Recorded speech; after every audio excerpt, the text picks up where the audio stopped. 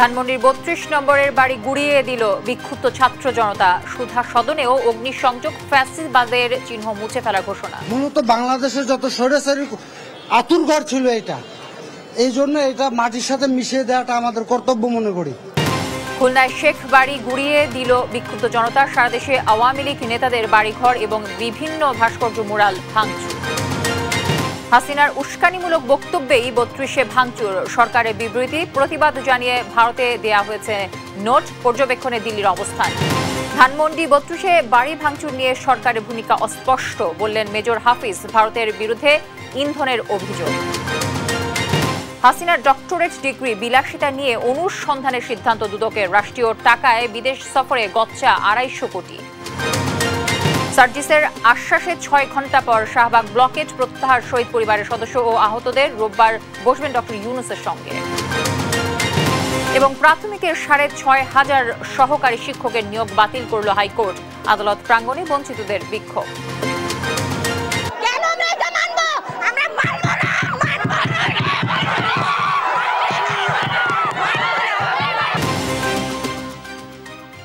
দর্শক, সংবাদ সন্ধ্যায় শুনছিলেন একেএসটিএমটি বার সংবাদ শিরোনামগুলো। সঙ্গে রয়েছে আমি তানজিয়া চৌধুরী।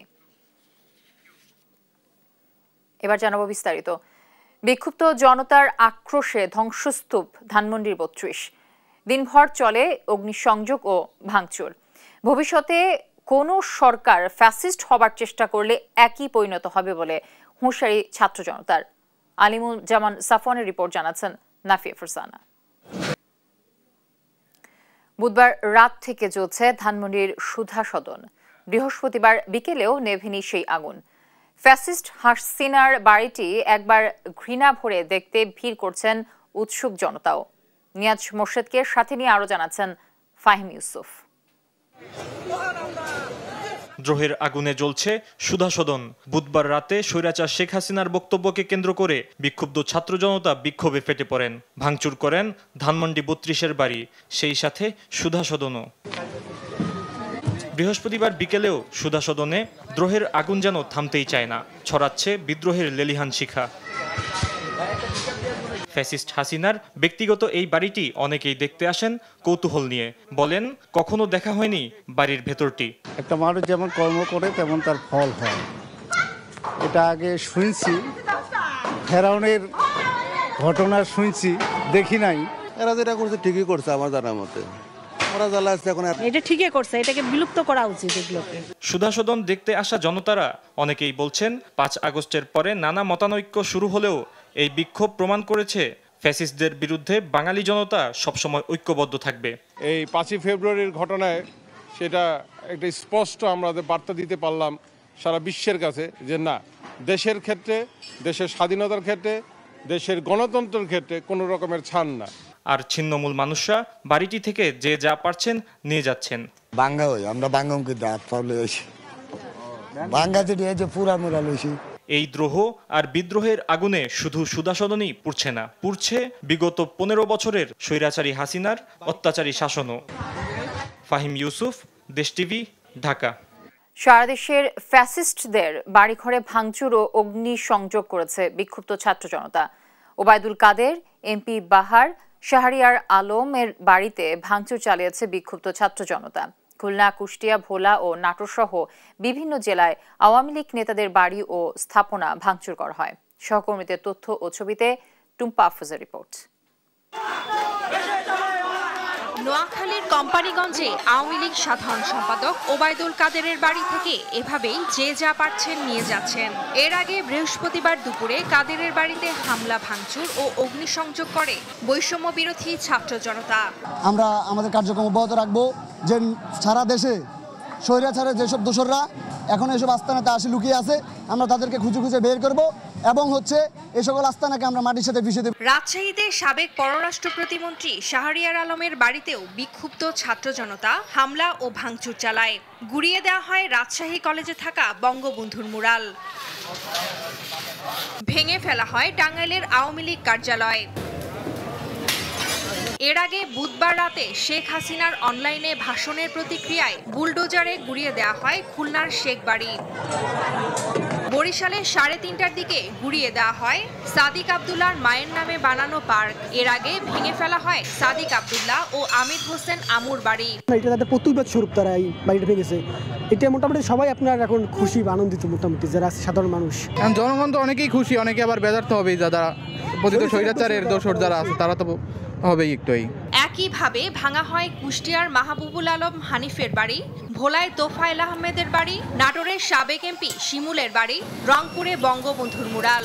এছাড়া পাবনা, ব্রাহ্মণবাড়িয়া, নারায়ণগঞ্জ, সিলেট, চুয়াডাঙ্গা সহ বিভিন্ন স্থানে ভাঙা হয় আওয়ামী লীগ নেতাদের বাড়ি সহ বিভিন্ন স্থাপনা। টুম্পা আফরোজ, নিউজ ডেস্ক, দেশ টিভি। শেখ মুজিবুর রহমানের স্মৃতি বিজড়িত ধানমন্ডির 32 নম্বরের বাড়িতে ভাঙচুরের ঘটনা অনভিপ্রেত ও অনাকাঙ্ক্ষিত বলে জানিয়েছে অন্তর্বর্তী সরকার। এ ধরনের ঘটনার পুনরাবৃত্তি চায় না বলেও জানিয়েছে সরকার। বৃহস্পতিবার বিকেলে প্রধান উপদেষ্টার ভেরিফাইড ফেসবুক পেজে দেয়া এক বিবৃতিতে এমনটা জানানো হয়।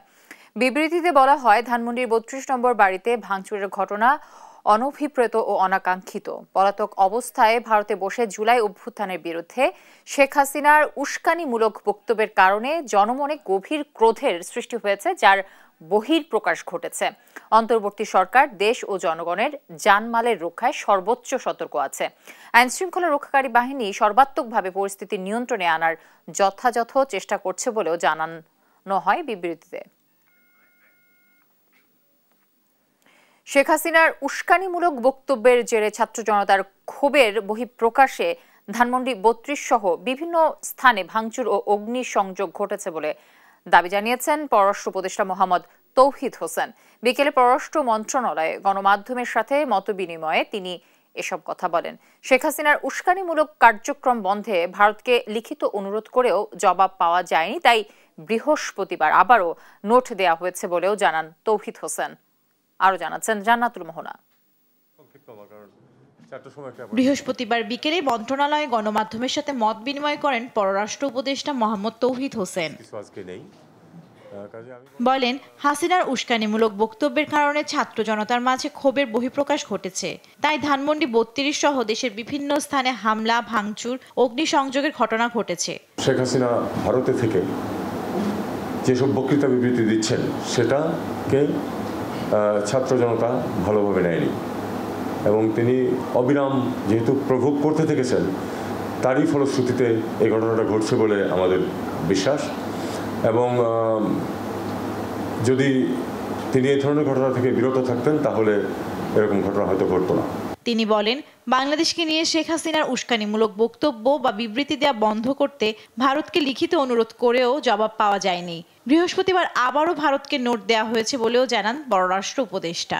আমরা এটা জবাব পাইনি এখনো। আমরা আজকে আবার তার গত কয়েকদিনের কার্যকলাপের কারণে আমরা আরেকবার তাদেরকে প্রোটেস্ট নোট দিয়েছি এবং অ্যাক্টিং হাইকমিশনার এই মুহূর্তে নেই, অ্যাক্টিং হাইকমিশনারকে ডেকে তার হাতে প্রোটেস্ট নোট দেওয়া হয়েছে। আমরা আবার অনুরোধ করেছি যেন তাকে রেস্টেন করা হয়, কারণ তার যেসব বক্তব্য প্রধানত মিথ্যা উনি উল্লেখ করছেন সেটা এক ধরনের ইনস্টেবিলিটিতে প্রভোগ করছে।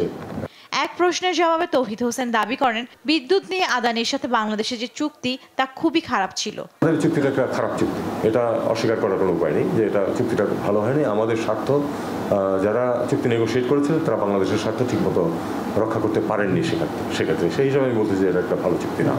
ভারত, পাকিস্তান, চীন সহ প্রতিটি দেশের সাথে ব্যবসা বাণিজ্য সহ সব ধরনের সম্পর্ক সমানতালে বজায় রাখতে চায় বাংলাদেশ বলেও জানান পররাষ্ট্র উপদেষ্টা। জান্নাতুল মোহনা, দেশ টিভি, ঢাকা। ধানমন্ডি 32-এর বাড়ি গুড়িয়ে দেওয়ার ঘটনায় কারা জড়িত এ বিষয়ে সরকারের ভূমিকা কি তা অস্পষ্ট। এ নিয়ে আরও পর্যবেক্ষণ করে দলীয় মত দেবে বিএনপি, এমনটি জানিয়েছেন দলটির স্থায়ী কমিটির সদস্য মেজর অবসরপ্রাপ্ত হাফিজ উদ্দিন আহমদ বীর বিক্রমের।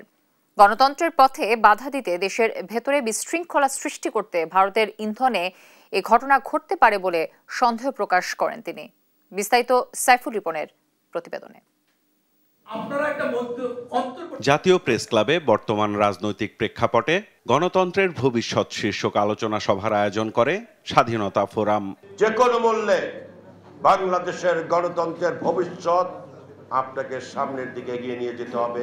বিএনপি নেতারা বলেন, আগামী দিনে বাংলাদেশের গণতন্ত্রের কি হবে তা নির্ভর করছে অন্তর্বর্তী সরকারের প্রধান উপদেষ্টা ডক্টর মোহাম্মদ ইউনূসের ওপর। নির্বাচনের বিকল্প নেই দাবি করেন তারা। অন্তর্বর্তীকালীন সরকার কখনো জনগণের দীর্ঘমেয়াদী কোনো শাসন ব্যবস্থা কায়েম করতে পারে না। বিএনপি চেয়ারপারসনের উপদেষ্টা অ্যাডভোকেট সৈয়দ মোয়াজ্জেম হোসেন আলাল বলেন, জবাবদিহিতা শুধু নির্বাচিত সরকারই নিশ্চিত করতে পারে। কথা বলেন ধানমন্ডি ৩২-এর ভবন গুড়িয়ে দেয়া নিয়েও। এই শক্তিটাকে এই ভাঙাভাঙির কাজে না লাগিয়ে বরং ওই যে স্বনির্দশা যারা বিদায় নিয়েছে তাদেরকে কিভাবে দূরে রাখা যায় সেই দিকে শক্তিটা নিয়োগ করা উচিত। তারা যেন গণতন্ত্রের আবরণের নিচে কোনো অজুহাতে ঢুকতে না পারে। বাংলাদেশের গণতন্ত্রটা এখন একটা ক্রস রোডে এসে ক্রস ফায়ারের মুখোমুখি হয়ে দাঁড়িয়েছে। এই অবস্থাটা অত্যন্ত সংকটাপন্ন। ধানমন্ডি ৩২-এর ভবন গুড়িয়ে দেয়ার ইস্যু নিয়ে কথা বলেন বিএনপির স্থায়ী কমিটির সদস্য মেজর অবসরপ্রাপ্ত হাফিজউদ্দিন আহমেদ বীর বিক্রম। এটি কারা করেছে এই তথ্য আমাদের কাছে নেই, এতে সরকারের কি ভূমিকা ছিল সেই তথ্য আমাদের কাছে নেই। পূর্ণাঙ্গ তথ্য পেলে আমরা এই সম্পর্কে বিএনপির পক্ষ থেকে মনোভাব মিডিয়ার সামনে, জনগণের সামনে প্রকাশিত করব। গণতন্ত্রকে ধ্বংস করার জন্যে হয়তো আগামী দিনে গণতন্ত্রের পথে বাধা হয়ে দাঁড়াতে পারে, এই জন্য কেউ কেউ হয়তো বিশৃঙ্খলা সৃষ্টি করার চেষ্টা করতে পারেন এবং বিশেষ করে এর মধ্যে প্রতিবেশী রাষ্ট্রের কোনো হস্তক্ষেপ আছে কিনা সেটিও আমরা জানার চেষ্টা করব। শেখ হাসিনা ভারতে অবস্থান নিয়ে দেশকে অস্থিতিশীল করার ষড়যন্ত্র করছে অভিযোগ করে তিনি বলেন, দেশের সংকট সমাধান ও গণতন্ত্র বিরোধীদের ষড়যন্ত্র ঠেকাতে অবিলম্বে প্রয়োজন নির্বাচিত সরকার। আমরা আশা করব বর্তমানে যে অন্তর্বর্তীকালীন সরকার তারা গণতন্ত্রের পথে যত বাধা আছে সেগুলো দ্রুত দূর করবেন। তারা যেন কোনো বাধা সৃষ্টি না করেন সে ব্যাপারেও তাদেরকে সচেতন হতে হবে। ছাত্ররা যদি নতুন কোনো রাজনৈতিক দল করে আমরা তাকে স্বাগতম জানাই। জনগণের কাছে আরও একটি চয়েস বাড়ল। আমরা অবশ্যই মনে করি এই বছরের মধ্যে পার্লামেন্ট নির্বাচন অনুষ্ঠিত হওয়া প্রয়োজন।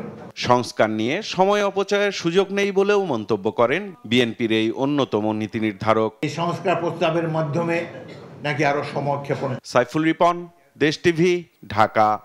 রাষ্ট্রীয় টাকা অপচয় করে সাবেক প্রধানমন্ত্রী শেখ হাসিনার ভ্রমণ এবং ডক্টরেট ডিগ্রি নিয়ে অনুসন্ধান করার সিদ্ধান্ত নিয়েছে দুর্নীতি দমন কমিশন দুদক। বৃহস্পতিবার রাজধানীর সেগুনবাগিচায় ব্রিফিংয়ে বিষয়টি নিশ্চিত করেছেন দুদকের মহাপরিচালক আক্তার হোসেন। বিস্তারিত জানাচ্ছেন হাসান মাহমুদ। পলাতক শেখ হাসিনার নানা অনিয়মের বিষয়ে তদন্ত করার সিদ্ধান্ত নিয়েছে দুর্নীতি দমন কমিশন দুদক। এ বিষয়ে বিস্তারিত জানাতে সংবাদ সম্মেলনের আয়োজন করে সংস্থাটি।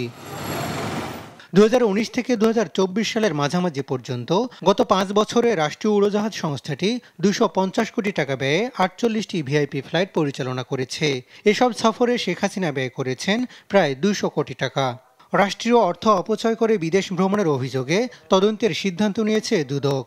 যে বিষয়গুলো এসেছে সেখানে প্রয়োজনের অতিরিক্ত জনবল নিয়ে বিদেশ ভ্রমণ, যেখানে নীতিমালা বহির্ভূত কিছু রয়েছে কিনা এবং সেখানে সরকারি অর্থের অপচয় হয়েছে কিনা, এই বিষয়গুলো যাচাইয়ের জন্য প্রকাশ্য অনুসন্ধানের সিদ্ধান্ত গৃহীত হয়েছে। সরকারি টাকায় লবিস্ট নিয়োগ করে ভারতের ত্রিপুরা বিশ্ববিদ্যালয়, বেলজিয়ামের ক্যাথলিক বিশ্ববিদ্যালয় ব্রাসেলস, ভারতের বিশ্বভারতী বিশ্ববিদ্যালয় সহ কয়েকটি বিশ্ববিদ্যালয় থেকে ভুয়া ডক্টরেট ডিগ্রি সংগ্রহ করেছেন বলে অভিযোগ করেন এ কর্মকর্তা। জাতীয় স্বার্থের পরিপন্থী চুক্তির বিনিময়ে বিভিন্ন দেশ হতে ডক্টরেট ডিগ্রি লাভ সংক্রান্ত অভিযোগের বিষয়ে গোয়েন্দা তথ্য অনুসন্ধান করা হয়েছে। গোয়েন্দা তথ্য অনুসন্ধানের ভিত্তিতে এ বিষয়ে প্রকাশ্য অনুসন্ধানের সিদ্ধান্ত গৃহীত হয়েছে। শেখ হাসিনার সব পদক ও ডিগ্রি বিপুল অর্থ খরচ অথবা জাতীয় স্বার্থের পরিপন্থী চুক্তির বিনিময়ে বাগিয়ে নিয়েছেন বলেও জানায় দুর্নীতি দমন কমিশন। প্রত্যেকটা জিনিসই পুঙ্খানুপুঙ্খভাবে দেখা হবে। হাসান মাহমুদ, দেশ টিভি। জুলাই গণ অভ্যুত্থানে হত্যার সুষ্ঠু তদন্ত ও বিচারের দাবিতে রাজধানীর শাহবাগে সড়ক অবরোধ করেন শহীদ পরিবারের সদস্য ও আহতরা। তবে সমন্বয়ক সার্জিস আলমের আশ্বাসে ব্লকেট প্রত্যাহার করেন তারা। স্বাভাবিক হয় যান চলাচল। ফজলা আদিত্যের প্রতিবেদন জানাচ্ছেন সাদ আহমেদ। বেলা 11টার দিকে রাজধানীর শাহবাগ মোড়ে অবস্থান নেন জুলাই বিপ্লবে নিহতদের পরিবারের সদস্য ও আহতরা। তাদের অভিযোগ 6 মাস পেরিয়ে গেলেও গণ অভ্যুত্থানে নিহতদের হত্যার সুষ্ঠু তদন্ত ও বিচার হয়নি, পাশাপাশি পুনর্বাসন করা হয়নি শহীদ পরিবারগুলোকে। তাদের দাবি, সুষ্ঠু বিচারের দাবিতে বিগত 6 মাস ধরে সর্বোচ্চ মহলের সহায়তা চাওয়া হলেও সাড়া মেলেনি। আমাদের একটাই মাত্র দাবি, আমার ভাইয়ের হত্যার আমরা বিচার চাই, আর এই আওয়ামী লীগকে যাতে নিষিদ্ধ করা হয়, ও যাতে কোনোদিন এই স্বৈরাচার ফ্যাসিবাদী যাতে কখনো এই বাংলার মাটিতে না আসতে পারে। খুনি হাসিনার বিচার হচ্ছে না, আমাকেও সহযোগিতা হচ্ছে না। বিক্ষুব্ধ পরিবারের সদস্যরা আরো জানান, জুলাই অভ্যুত্থানে যে সকল শহীদ পরিবারের সদস্যরা আসামি চিহ্নিত করে মামলা করেছিলেন, দ্রুত সুষ্ঠু তদন্ত না করলে সেসব মামলা তারা তুলে নেবেন। শাহবাগে কর্মসূচি চলাকালে TSC, Elephant Road, Science Lab, Bangla Motor, Pirbagh, মৎস্য ভবন কেন্দ্রিক তীব্র যানজটের সৃষ্টি হয়। এ সময় আন্দোলনরতদের সাথে বাকবিতণ্ডায় জড়ান অনেক পথচারী। সাদ আহমেদ, দেশ টিভি, ঢাকা।